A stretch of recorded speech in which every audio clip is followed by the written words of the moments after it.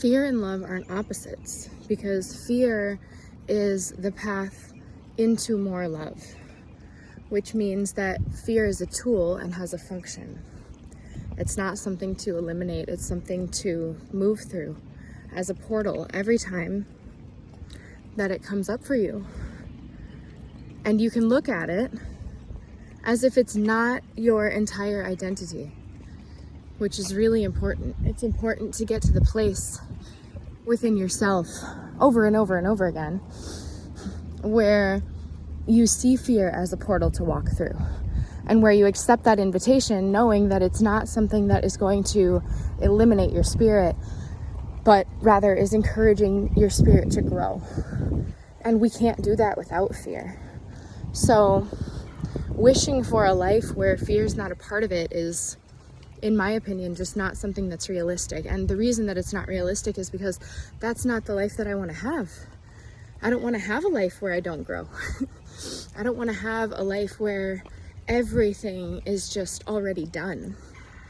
There's an aspect of myself that is finished and is already done, and that is the part of myself that I connect with through the fear that says, this isn't the entirety of you.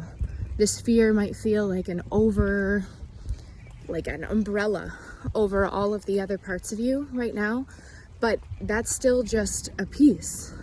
That's not what's underneath. And it is protective in that way. It's something that points us inward and shows us what matters to us. And that can encapsulate other emotions that we would consider to be fear-based, like jealousy, and sometimes even anger. And there's probably a bunch of them that I can't think of right now. But there are emotions that have that vibration. You can feel it when you get in touch with feeling. And once you start to accept fear as the tool that it is, your life becomes your medicine in a new way. And your soul's purpose becomes more clear to you. The things that you're really passionate about, that you really care about, that you really want to experience and achieve and accomplish and go toward. And the fear stops being the thing that's like, ooh, no, don't go that direction because it's scary. Instead, it's inviting you into that direction because it's scary. So last night I did a performance at a venue called The Green Room in Minneapolis. And what I brought to that performance was a version of me that had never shown up on stage before, partly because I change every single day, of course, and have been through so much just within my personal experience that causes me to grow to be a new person in every moment, but also because there were skills that I have been practicing that I was able to bring to the stage that I haven't before. I did things that challenged me, and I did things that were really scary to me. And I knew that getting on that stage was not going to be about having a perfect performance. It wasn't going to be about the accolades. It wasn't going to be about feeling so good and so high and so perfect, at all. It was going to be about walking through that portal of fear again, knowing that there's something on the other side, and what's on the other side is more of me. And that's important enough for me to discover and to experience. That's actually the highest thing that I could experience in this life. And so for me, walking through that fear was such an invitation that I said yes. And not only did I say yes to the experience when it presented itself, when my friend said, do you want to open for my EP release? Saying yes to that for me meant saying yes to challenging myself, saying yes to doing some of the things that I've always wanted to do that were still really scary for me. And so I brought songs to the stage that were new. I brought a level of guitar playing to the stage that was new. I've learned more on guitar in the last 10 weeks than I have probably in 5 years, because I committed myself in devotion to the practice of showing up for that fear. And really, I love phrasing it that way, because I could say that it was devotion to showing up for myself, and it is. And the lens that I chose to go through for that was to really embrace and acknowledge, to not avoid or shy away from the inevitable fear that comes from expansion. And I want all of us to expand into more of ourselves, because I have found the most joy in that. It's really, really cool to see how limitless we are as creators. And that requires taking fear on in a new way. Not as something that we avoid and avoid and avoid until it just happens and then we go, there it is again, I got struck by it. But in something that we sign up for and say yes to intentionally. So my invitation to you, and this was my invitation to the audience last night too, was to watch me struggle. Watch me go through the things that are hard. Watch me be imperfect. Watch me prioritize connection over perfection. And in that, be inspired and see that that's something that you can choose to do as well. Because I want to meet the version of you that overcomes this thing and then that thing and that thing and that thing and that thing. And I want to grow all together. These are the people that we get to be on earth with right now. And whether or not you agree with someone's perspective, it's not about that. It's about choosing to go within yourself more deeply so that you can express more of yourself and how magnetic you become in doing that. Because in doing that, you invite other people into your world and into your perspective because they get curious. That's really different from tugging on someone and trying to get them to move. Because people don't like that. People fight that, right? But when you become so much of yourself that you're so bright that people can't not see you, that's when you invite others into your world.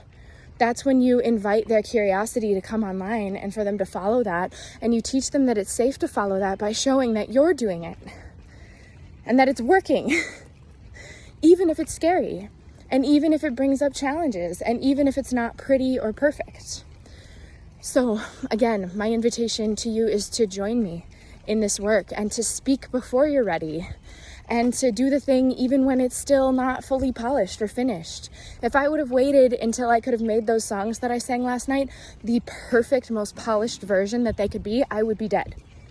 Because I would have been practicing my entire life, because those songs can get more and more and more and more and more and more perfect until I'm not able to play them anymore.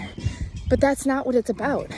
It's about sharing something that is worth it to you in your soul to have that experience, to have the experience of sharing it, and to see how that magnetizes people into connection, not just with you, but with your path, with your voice, with your wisdom, with what your soul is here to share. And I absolutely 100% can guarantee you that that will bring online the opportunities and the people and the connections that you need to experience more growth and more joy, because something that comes right along with fear is joy.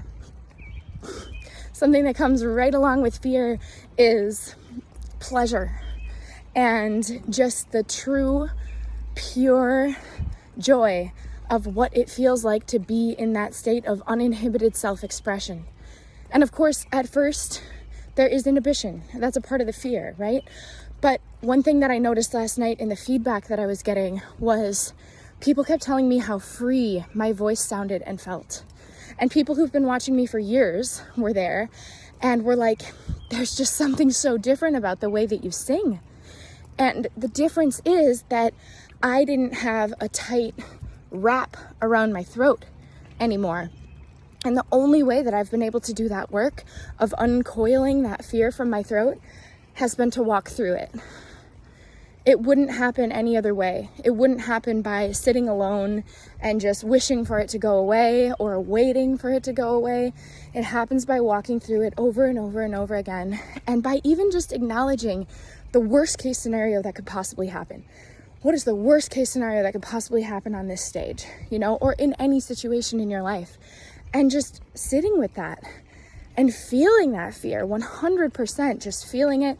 And even last night, even after my performance and all these huge emotions came up around who I am and who I want to be and who my friends are and how the work that they're doing is so powerful to me, and the people that came out for me and the people that held me and where I met my expectations and where I failed, and all of this and all of the emotion that has come with me into that exact moment was there.